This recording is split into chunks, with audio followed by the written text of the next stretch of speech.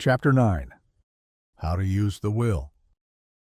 To set about getting rich in a scientific way, you do not try to apply your willpower to anything outside of yourself. You have no right to do so anyway. It is wrong to apply your will to other men and women in order to get them to do what you wish done. It is as flagrantly wrong to coerce people by mental power as it is to coerce them by physical power. If compelling people by physical force to do things for you reduces them to slavery, compelling them by mental means accomplishes exactly the same thing. The only difference is in methods.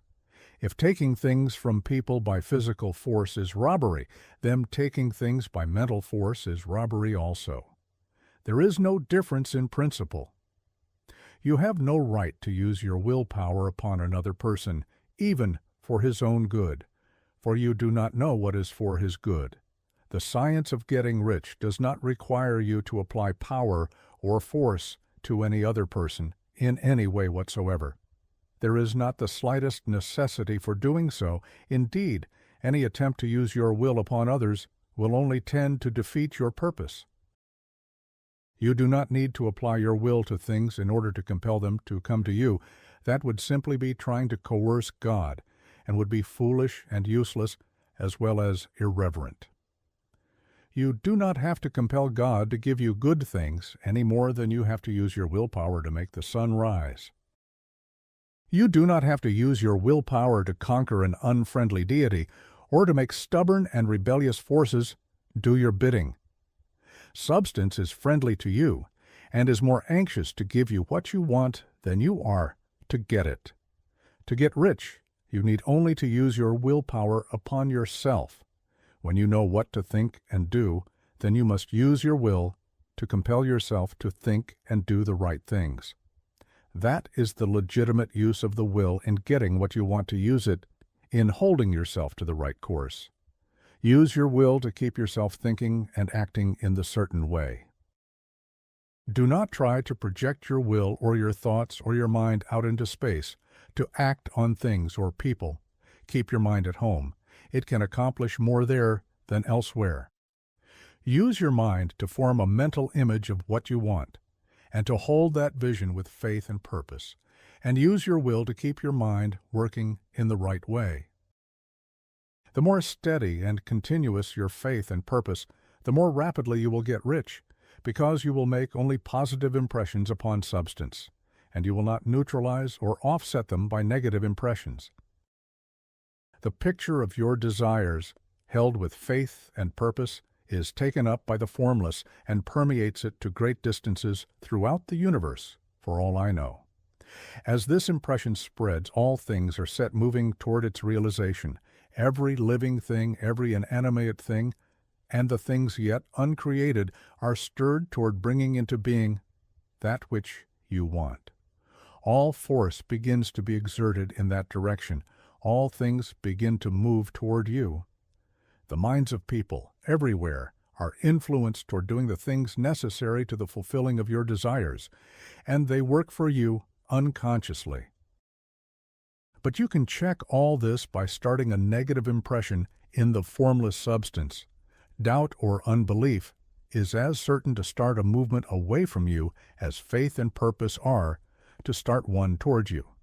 It is by not understanding this that most people who try to make use of mental science in getting rich make their failure.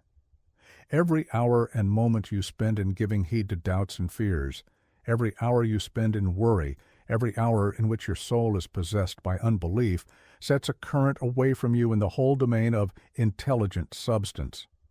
All the promises are unto them that believe, and unto them only.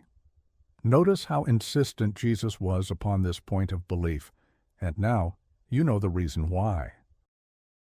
Since belief is all important, it behooves you to guard your thoughts, and as your beliefs will be shaped to a very great extent by the things you observe and think about, it is important that you should command your attention.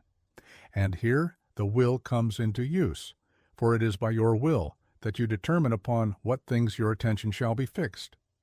If you want to become rich, you must not make a study of poverty. Things are not brought into being by thinking about their opposites. Health is never to be attained by studying disease and thinking about disease. Righteousness is not to be promoted by studying sin and thinking about sin. And no one ever got rich by studying poverty and thinking about poverty. Medicine as a science of disease has increased disease. Religion as a science of sin has promoted sin. And economics as a study of poverty will fill the world with wretchedness and want. Do not talk about poverty. Do not investigate it or concern yourself with it. Never mind what its causes are. You have nothing to do with them. What concerns you is the cure. Do not spend your time in charitable work or charity movements. All charity only tends to perpetuate the wretchedness it aims to eradicate.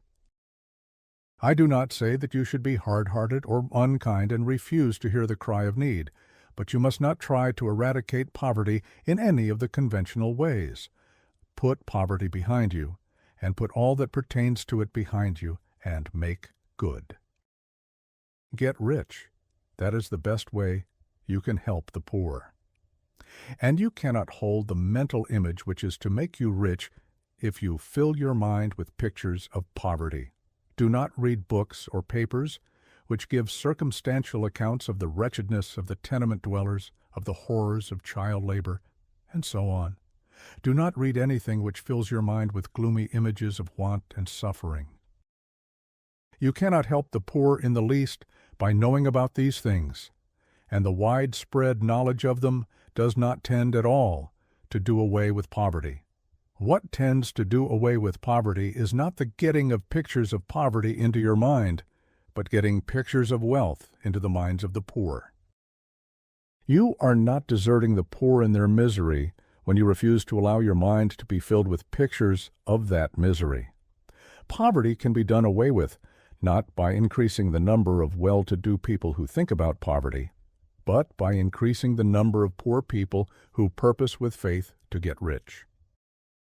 The poor do not need charity, they need inspiration. Charity only sends them a loaf of bread to keep them alive in their wretchedness, or gives them an entertainment to make them forget for an hour or two. But inspiration will cause them to rise out of their misery. If you want to help the poor, demonstrate to them that they can become rich. Prove it by getting rich yourself. The only way in which poverty will ever be banished from this world is by getting a large and constantly increasing number of people to practice the teachings of this book. People must be taught to become rich by creation, not by competition. Every man who becomes rich by competition throws down behind him the ladder by which he rises and keeps others down. But every man who gets rich by creation opens a way for thousands to follow him and inspires them to do so. You are not showing hardness of heart or an unfeeling disposition when you refuse to pity poverty, see poverty, read about poverty, or think or talk about it, or to listen to those who do talk about it. Use your willpower to keep your mind off the subject of poverty and to keep it fixed with faith and purpose on the vision of what you want.